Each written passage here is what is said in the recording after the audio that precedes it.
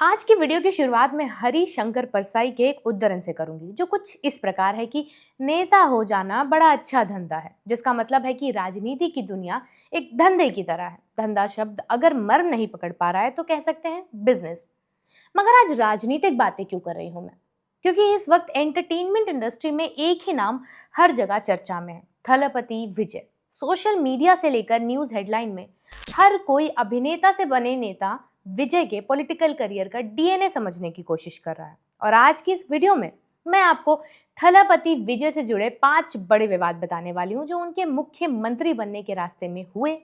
वो चाहे करूर स्टैम्पीड हो, चाहे पर्सनल लाइफ में होने वाली चर्चा हो जिसमें बार बार एक एक्ट्रेस का नाम जरूर सामने आता है, या फिर उनकी नई फिल्म जना नयागन की रिलीज पर हुआ बवंडर हो। वीडियो पूरा देखकर जाइएगा, क्या पता कुछ इंटरेस्टिंग पता चल जाए। मेरा नाम है अन्नू और आप देख रहे हैं मास्टर शॉट।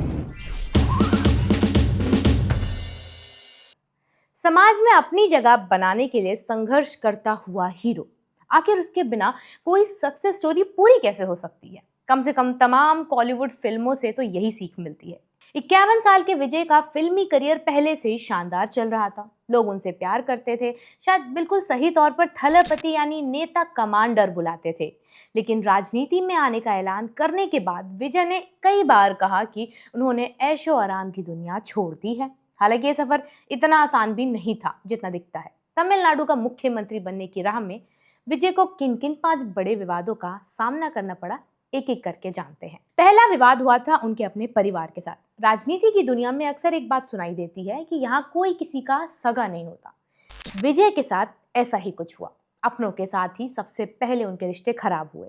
विजय की राह का सबसे कड़वा सच उनके अपने माता पिता के साथ विवाद है। विजय ने अपने पिता S.A. चंद्रशेखर के खिलाफ कोर्ट का दरवाजा खटखटाया ताकि वो विजय के नाम पर कोई राजनीतिक दल या संगठन ना चला सके।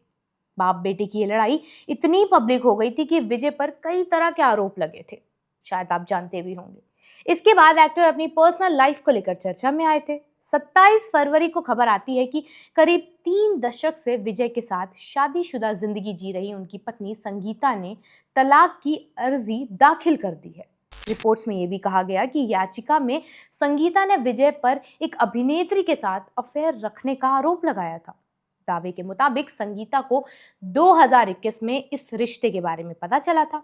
उन्होंने ये भी कहा कि विजय ने उस समय भरोसा दिलाया था कि वो रिश्ता खत्म कर देंगे। पारिवारिक कलेश का मामला यहीं तक सीमित भी नहीं रहा। बेटे जेसन ने भी इन विवादों के बीच अपने पिता को सोशल मीडिया पर अनफॉलो कर दिया था। इतना ही नहीं, उन्होंने अपने पिता के नाम का इनिशियल भी अपने नाम से हटा दिया और इसके बाद अपनी मां के नाम के इनिशियल्स जोड़ लिए थे। इसी कड़ी में दूसरा बड़ा विवाद 5 मार्च को सामने आया था, जब विजय और त्रिशा कृष्णन चेन्नई के द लीला पैलेस चेन्नई में प्रोड्यूसर कलपति S. सुरेश के बेटे की शादी रिसेप्शन वाली पार्टी में पहुंचे थे। दोनों को तलाक की खबरों के बीच साथ देख सोशल मीडिया पर कई तरह की अटकलें लगाई गई थी। विजय और त्रिशा पहले भी घिल्ली, तिरुपाची, आथी, कुरुवी और लियो जैसी फिल्मों में साथ काम कर चुके थे। लेकिन फैंस का दोस्ती से थोड़ा ज्यादा वाला थ्योरी काम करना यहाँ चालू कर गया था। 7 मार्च को विजय ने अपनी पर्सनल लाइफ को लेकर चल रही चर्चा पर कहा था कि मैं संभाल लूंगा सब, परेशान मत होइए, चिंता की कोई बात नहीं है। दिलचस्प बात यह रही कि बीते दिनों त्रिशा उनके शपथ ग्रहण समारोह में भी नजर आती हैं। और इस सब के बीच सबसे बड़ा विवाद रहा महीनों से चर्चा में रहने वाली उनकी फिल्म जना नयागन का। विजय की आखिरी फिल्म जना नयागन 9 जनवरी को थिएटर्स में रिलीज होने के लिए तय होती है, लेकिन रिलीज से पहले ही फिल्म सेंसर सर्टिफिकेट के झमेले में फंस जाती है।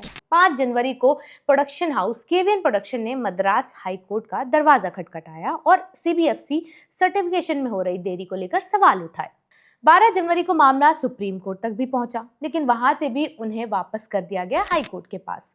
राहत फिर भी नहीं मिली। फिर चुनाव से ठीक पहले 9 अप्रैल को बिना रिलीज हुई फिल्म अचानक HD क्वालिटी में ऑनलाइन लीक हो जाती है। मामला इतना बड़ा बना कि साइबर क्राइम विंग की जांच के बाद 9 लोगों की गिरफ्तारी हुई। रिपोर्ट्स के मुताबिक किसी दूसरे फिल्म पर काम कर रहा एक फ्रीलांस एडिटर इस लीक केस का मुख्य आरोपी बताया जाता है। विडंबना देखिए, जिस फिल्म को विजय का बड़ा फिनाले माना जा रहा था वो अब तक सेंसर सर्टिफिकेट का इंतजार कर रही है। इसके बाद एक बड़ा विवाद उनकी पार्टी TVA की एक रैली के दौरान होता है। 27 सितंबर 2025 को एक बड़ा हादसा हो गया। करूर में विजय की रैली के दौरान मची भगदड़ में 41 लोगों की मौत हो गई, जबकि करीब 100 लोग घायल हो गए। हादसे के बाद विजय पर सबसे ज्यादा आलोचना इस बात को लेकर हुई कि उन्होंने तुरंत कोई बयान क्यों नहीं दिया और वापस चेन्नई क्यों लौट गए। 3 दिन बाद 30 दिसंबर को विजय ने आखिरकार मामले पर चुप्पी तोड़ दी। एक वीडियो के जरिए उन्होंने कहा था कि वो ऐसे दर्द और दुख से गुजर रहे हैं जैसे शब्दों में बयान नहीं किया जा सकता। फिर 27 अक्टूबर को उन्होंने मामलापुरम में पीड़ित परिवारों से मुलाकात की थी, लेकिन तब तक विरोधियों को एक बड़ा मुद्दा मिल चुका था, क्योंकि राजनीति में टाइमिंग ही सब कुछ होती है और यहाँ वही सवालों के घेरे में आ गई थी। और सबसे ताज़ा विवाद उनके चुनाव जीतने के बाद होता है। 23 अप्रैल को तमिलनाडु में चुनाव हुए, 4 मई को नतीजे सामने आए। टीवीके ने 234 में से 108 सीटें जीतकर सबको चौंका दिया था, लेकिन सत्ता का दरवाजा खोलने वाला 118 था, जो अभी दूर का रास्ता था। इसके बाद शुरू हुआ असली पॉलिटिकल थ्रिलर। विजय ने चुनाव के बाद कांग्रेस के साथ अलायंस किया, जिसमें 5 सीटों को और सहारा मिल गया, लेकिन सरकार बनाने के लिए और भी अलायंस की जरूरत थी। 9 मई तक विजय ने कम से कम 4-5 पार्टीज को और मिलाकर अपना एक बड़ा अलायंस तैयार कर लिया था और कम्युनिस्ट पार्टी भी इसमें शामिल थी। उनके समर्थन के साथ बहुमत का आंकड़ा पूरा हुआ था और फिर 10 मई को विजय ने मुख्यमंत्री पद की शपथ ली। मतलब फिल्म का हीरो आखिरकार कुर्सी तक पहुंच गया, लेकिन इंटरवल से ज्यादा ड्रामा तो सरकार बनाने में ही निकल गया।